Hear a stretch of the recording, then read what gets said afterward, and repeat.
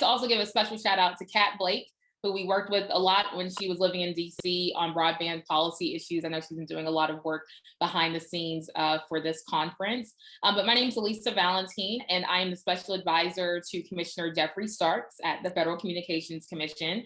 And I'm joined today by two amazing tech policy advocates who are both colleagues and friends, Dr. Dominique Harrison and Zachary Ryan.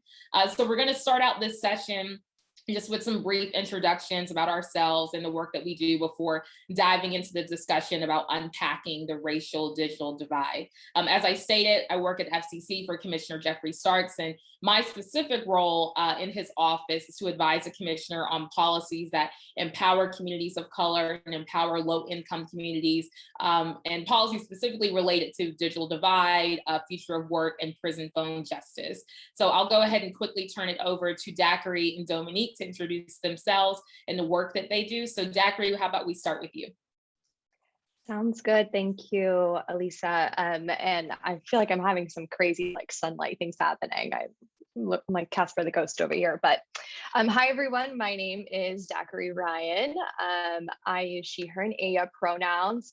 It's really wonderful to be here with y'all. A little bit about my background. I identify as Tejana, which is just a fancy way of saying that I'm Mexican from Texas, in case you can't tell. My Texas insignia, it's one thing about us Tejanos, we will tell you where we're from, you won't have to ask. I have been working in the tech policy and civil rights space for just over 7 years now.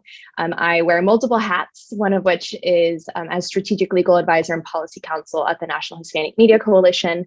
I also co-founded Netha Collab, and we work as a digital advocacy organization, really focused on social justice and culturally relevant content for social justice movements and campaigns. Great. Dr. Harrison. Hi there, so happy to be here and so excited about this discussion. So I am Dominique Harrison. I'm director of the Technology Policy Program at the Joint Center for Political and Economic Studies.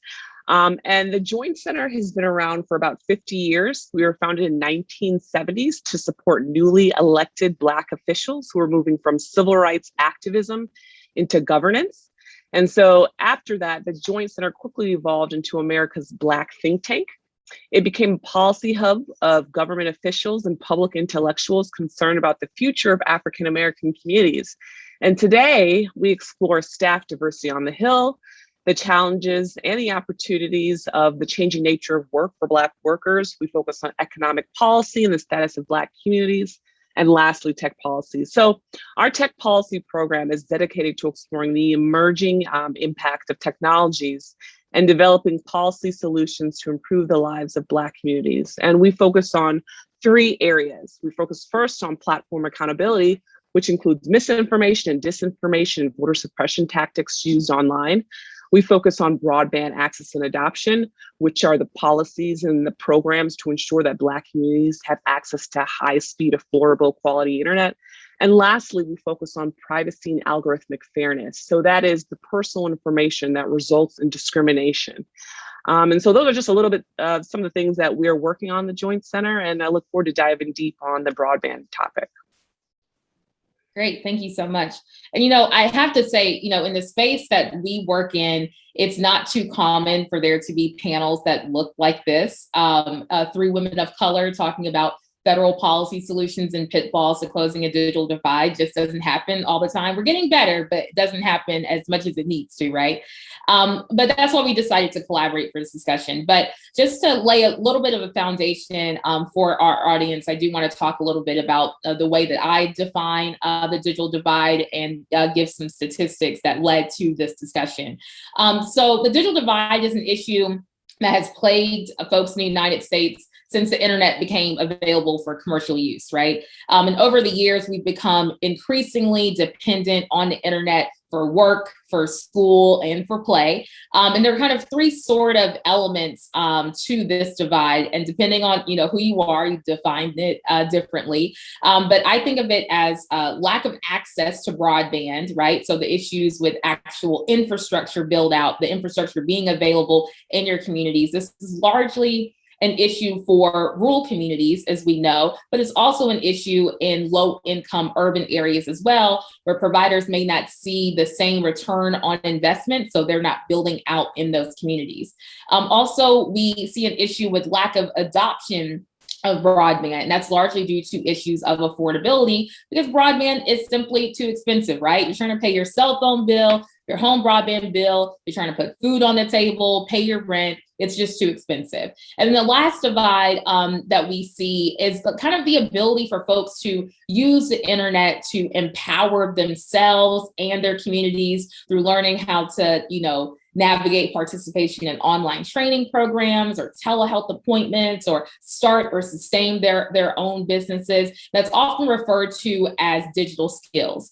But as Congressman John Lewis said, and as my boss, Commissioner Starks, often says, access to broadband is indeed a civil right, full stop, right? Because right now, particularly in the pandemic, it determines if you can access government benefits, right? If you can participate in a changing workforce, if your kids can keep up with their schoolwork, if they're not physically in the building, or even if you can go to a virtual wedding or graduation.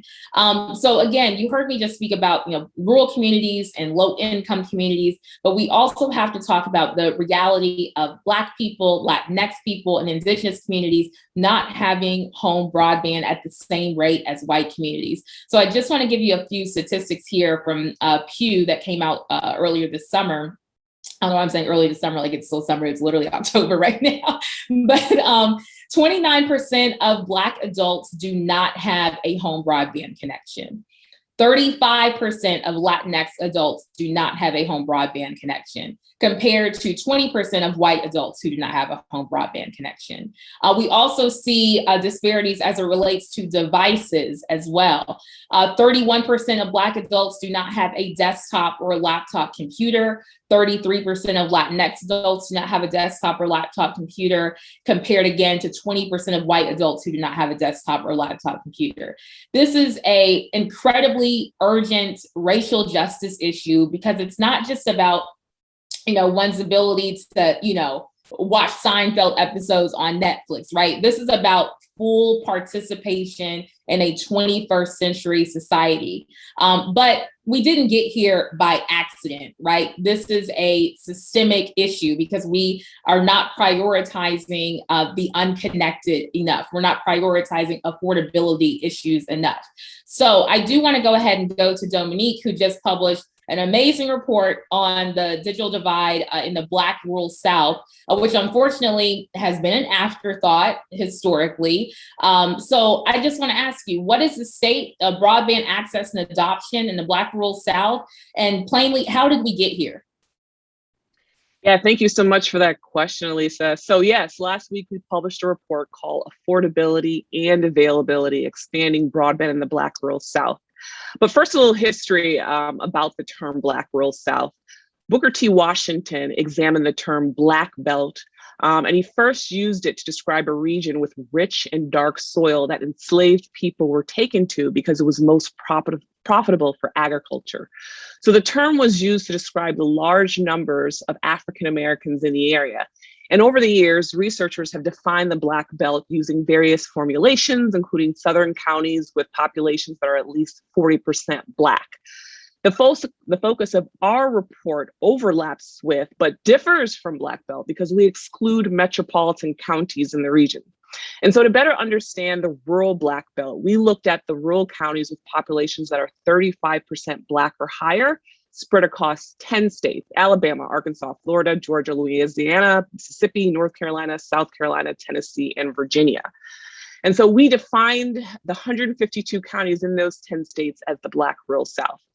So we collected this original data in order to isolate counties that were part of the Black rural South to understand the region's distinctive characteristics relative to other parts of the nation. Too often national broadband conversation focused on rural America conflate rural with white and point to racial disparities in broadband adoption as an affordability challenge facing Black residents of metropolitan areas. The discussions rarely give attention to the unique plight of Black residents of rural communities. And so for Black Americans, access to broadband is a problem in both metropolitan and rural areas. But efforts to close the digital divide often overlook the Black rural South. And so we wanted to focus specifically on this region. And so what we found is that in the Black rural South, 38% of African Americans lack broadband access, compared to 22% of rural residents outside of the South and 18% of all Americans nationwide. And so for Black residents of the Black rural South, lack of access is driven by both lack of affordability and availability, as I've stated before. Broadband is less available in rural counties, including the Black rural South. And study shows that internet service providers are less likely to build digital infrastructure and deploy broadband in low income or sparsely populated rural areas, because these communities are often seen as high risk endeavors with little financial returns. And ISP's deployment of faster quality broadband in concentrated higher income areas does promote what we all know is digital redlining, right? And this occurs because ISPs are building out in wealthier, often wider, denser areas. In addition to being less likely to be wired for broadband services, rural areas tend to have slower internet speeds than other regions, and many rural communities must rely on expensive broadband plans. Black Americans are more likely than white Americans to live in an area with limited internet service providers. So, recently a staffer actually reached out to me based upon the report that was released to ask me what specific laws or historical events have contributed to these issues. And I responded by saying that we have to look at the region in its entirety, right? Residents in the Black rural South have a unique history tied to the adverse effects of slavery, sharecropping, and Jim Crow.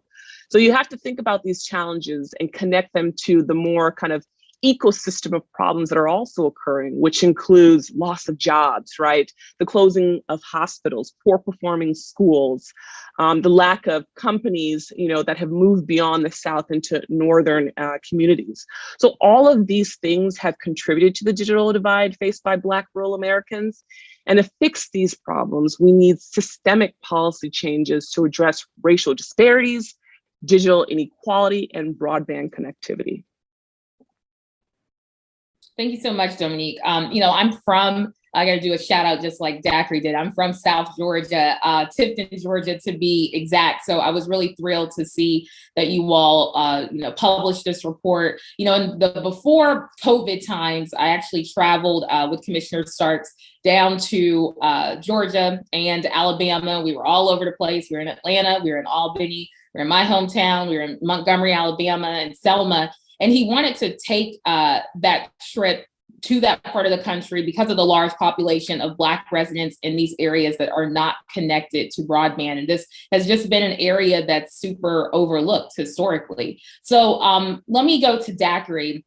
I know that you've been talking a lot about the Latinx digital divide, even since we were working at Public Knowledge together. So do you believe that Latinx communities specifically have been historically overlooked in conversations about the digital divide, particularly on the federal level? And if so, similar question that I asked Dominique, why is that the case? Yeah, absolutely. Thank you. I mean, the short answer is yes. Absolutely. That's why we have 35% of our community that's not connected at all. And even among the ones who are, they don't have adequate devices. And I guess as to why, it's a kind of a puzzle, pieces of puzzle to put together. I think one of the things that I think of the most when this question comes up is the fact that the federal government does not really have like a standardized way that they talk about and address the Latinx community. There's, I think, probably 8 different terms that they've used to describe our community for the last century. And I think it wasn't until the 1970 or the 1980 census that there really was even a real box to check if you were Latinx. Before it was kind of piecemeal of, either you were Mexican or you weren't anything at all. And so I think that's one piece that we just don't have very good data, even within the Latinx community, right? We know that number of 35%, but we don't know, the difference between how many Puerto Rican households versus Mexican versus Dominican or Cuban households, right? And we're not a monolith. So there's a lot of different cultural differences. And honestly, to be able to adequately address and do, real solutions to close the digital divide, we need to understand that demographic data a little bit better. Second, I think kind of when we're talking technically, it's cost. Absolutely. It's no secret that a lot of Latinx communities also happen to be low-income communities. And it's also not a secret that broadband in this country is just ridiculously expensive.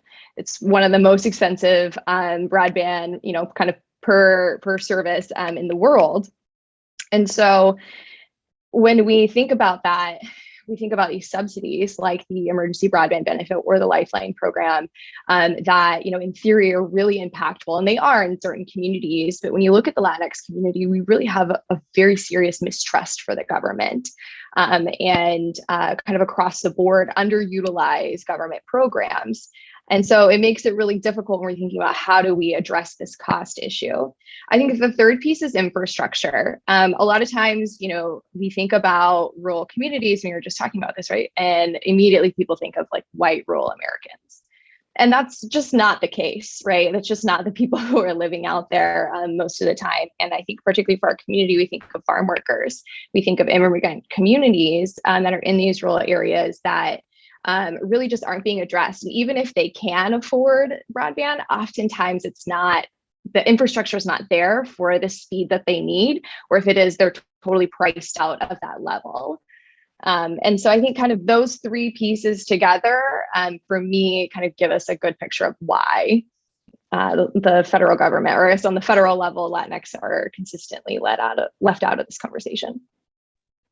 So do you think that the conversation about who is impacted by the digital divide has changed at all during the pandemic? And during the pandemic, I'm also including the kind of growing movement for racial justice.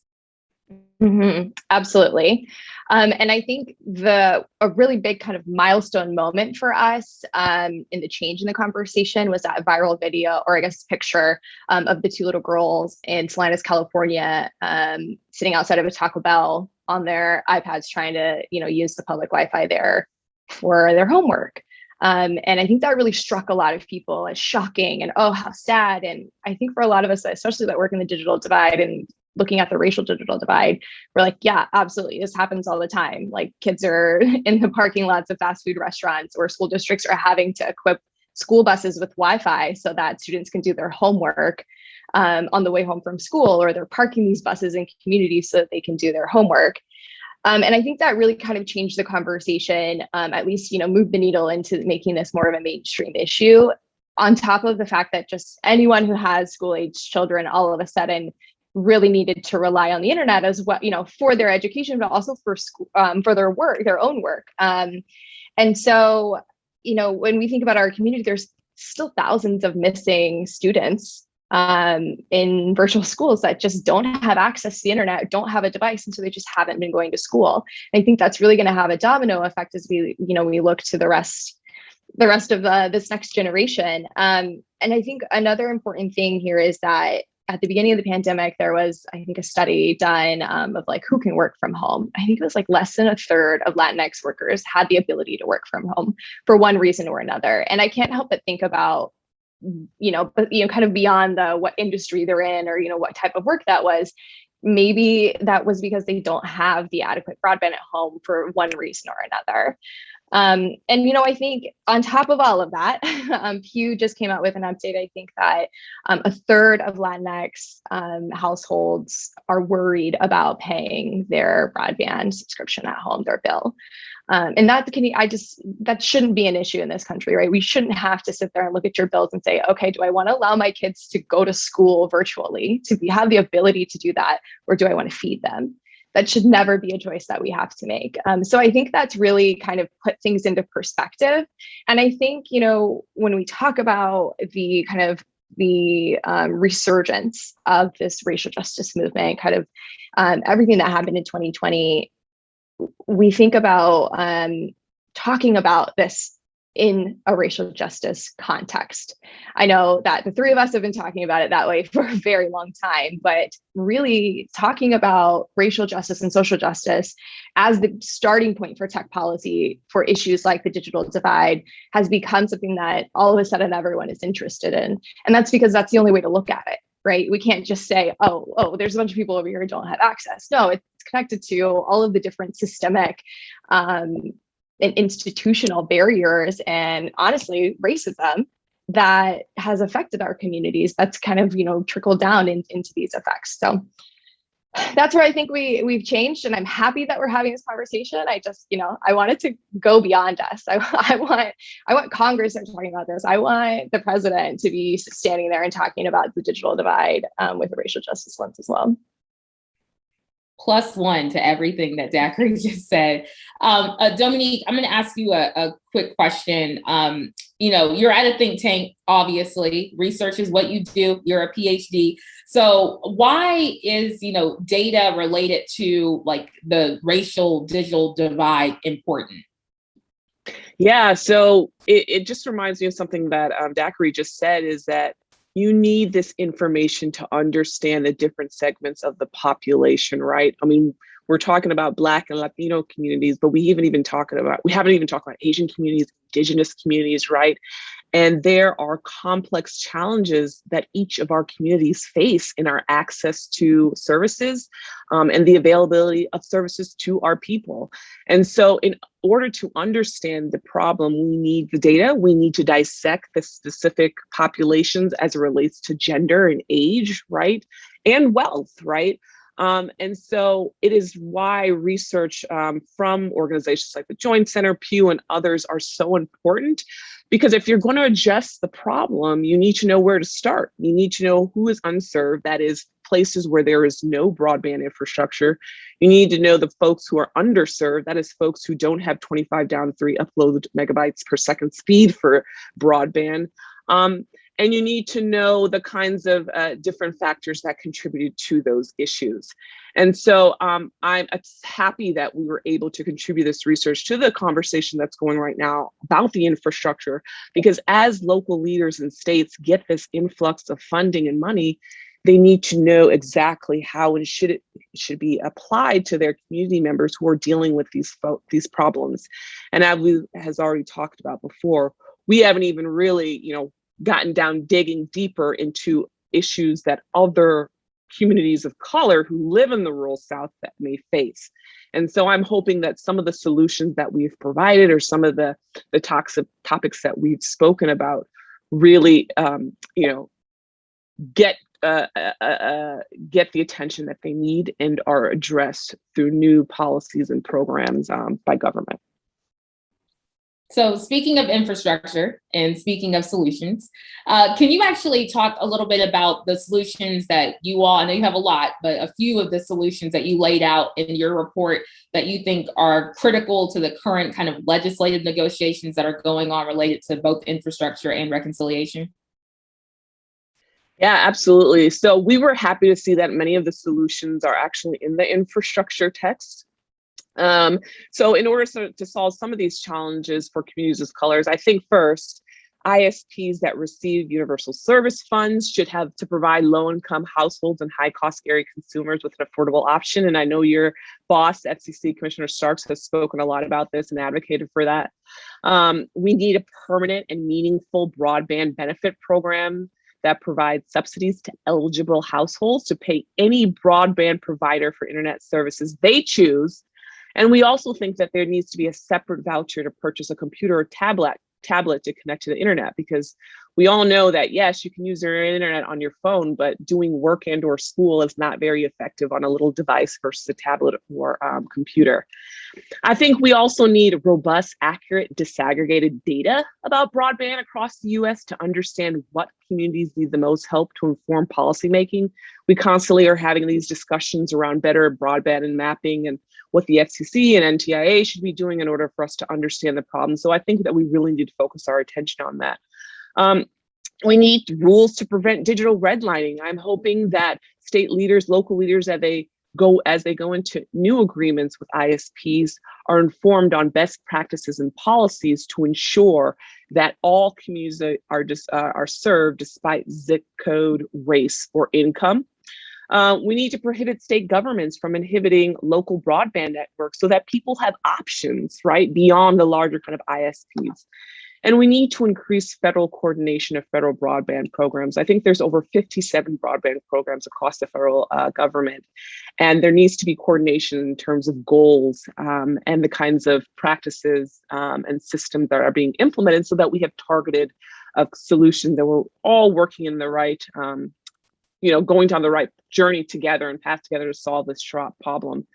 And I also say that I'm happy to see that there is a lot of focus on HBCUs, and I also hope that local governments prioritize their federal infrastructure funding they receive for HBCUs so that they can promote broadband access, adoption, telehealth, and digital readiness in their surrounding communities. I know I and Commissioner Starks, and along with other kind of presidents of HBCUs, have spoken about this before, and I think working with Hispanic, focused institutions along with HBCUs need to be incorporated into these discussions because of the relationship they have with their surrounding residents and community members.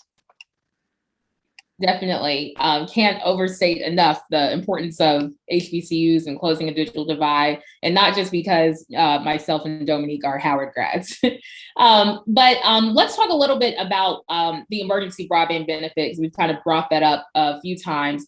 So for those in the audience who don't know, the emergency broadband benefit provides a discount of up to $50 per month on broadband service for eligible households and up to $75 per month for households on tribal lands. And also eligible households can receive a one-time discount of up to $100 to purchase a laptop or desktop computer. So there are about 6 million households enrolled in the program.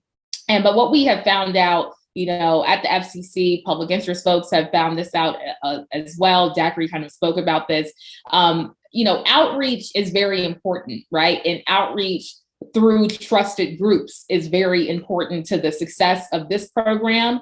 And also even like with the Lifeline program as well. And I'll just quickly say that, Commissioner Starks has talked about this a lot, even before the emergency broadband benefit program existed, specifically as it relates to the Lifeline program. People need to know that the program exists, right?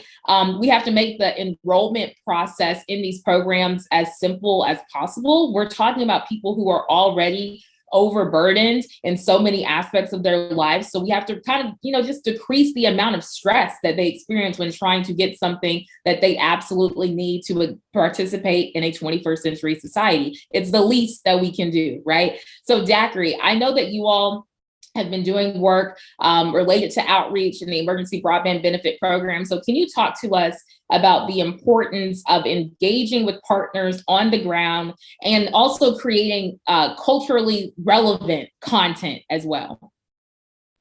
Absolutely, absolutely. So I think you really hit the nail on the head there. We have to make it the barriers have to be as low as possible for our communities to actually adopt. And NHMC, along with a lot of allies, have been working on just very specifically outreach for the EBB to Latinx communities.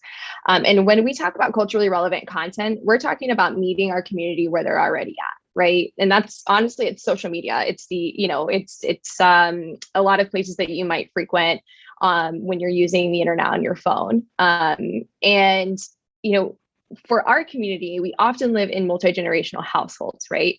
And that could be anywhere from 2 to 4 generations sometimes, with our fun habit of having babies. That means oftentimes the younger kids kind of play translator or play, advocate in their family. And so that's really where we kind of started. We said, let's meet like teenagers, older, young adults where they're at. And let's kind of hit them with culturally relevant content that has to do with pop culture. And so NHMC has tried things like Bad Bunny memes, memes with like cute little dogs, really simple explainers. I think we had an illustration about Selena that was like bitty bitty broadband. So we're really trying to meet people where they're at. I think one important aspect of that is a lot of times we think, we have to do something in English or in Spanish. Well, actually, Gen Z, Millennial, Latinx sometimes prefer Spanglish. It depends kind of, where you're from or what you grew up with, but Spanglish sometimes is a little bit more accessible. So we've really tried doing that as well. And so I think, any advice for anyone who's doing outreach, particularly to the Latinx community, just, have a little bit of fun with it. Make it simple. We like to do something called the abuelita test. If your grandma couldn't sit on the couch and read that graphic or whatever it is and understand it, then it's not simple enough. You need to work on it a little bit more. But yeah, I think that's kind of where we're coming from. And I think we're excited to see where that continues going. I love that. And I don't know how I missed the Selena meme, so I'm going to have to go stalk your Instagram now. But I do have a question for both of you. Something that's come up a lot over the years is this issue of relevancy, right? Broadband just isn't relevant to certain communities, and people act like it's not relevant to communities of color, that it's not relevant to low income communities. So why do people say that? How do you all feel about that? I heard Dominique talk about this a few weeks ago, so that's really why I'm asking this question. So whoever wants to take this first. Sure. Yeah. So, I've been thinking deeply about this question of relevancy and broadband adoption for communities of color. And for me, what I think or see the problem is that we haven't studied the digital divide in ways that really allow us to understand the complex problem. So often our approaches have not allowed us to really look at multiple factors simultaneously. In research on low income communities, the story of the digital divide is more complex than what we capture through large scale kind of data sets or quantitative data. And when asked, why do you not subscribe to broadband? Folks may say no need or relevance, but really the factor may be cost or lack of digital literacy or lack of confidence or lack of understanding of how the internet can facilitate activities. So while research has shown that Black and Brown communities say they don't need it as a reason for non-adoption, it may be a fact of how the question is asked, which may be tied to cultural and social differences. So really quickly, talked to someone at the NTIA and we discussed this issue. And he was just talking about how his community, he's from a Latinx community, he said his grandmother or his mom, may not say, "Oh, I can't afford it." And so might Black folks. We may not say we can't afford it. It's pride, right? But we'll tell you, "Oh, we don't need it. It's not relevant," to avoid saying, "Oh, we have the lack of digital literacy skills to use it," or et cetera. And so I really think that we need to challenge the belief that, people of color don't see it as being useful for their lives, and really think about how we're asking the question, the kind of nuances of the responses that contribute to the larger problem that exists for these populations. Mm-hmm. Definitely. Absolutely. We only have 1 minute remaining. So I'm just going to quickly say access to broadband is a civil right, period, full stop. Zachary, Dominique, any last words from you all? I think, just let's try and address this issue from a standpoint of decolonization and anti-racism, and let's look at this as a symptom of a larger problem and not just this one narrow issue. But thanks everyone for joining. That's all I got. Thank you everyone for joining. We appreciate it. Bye y'all.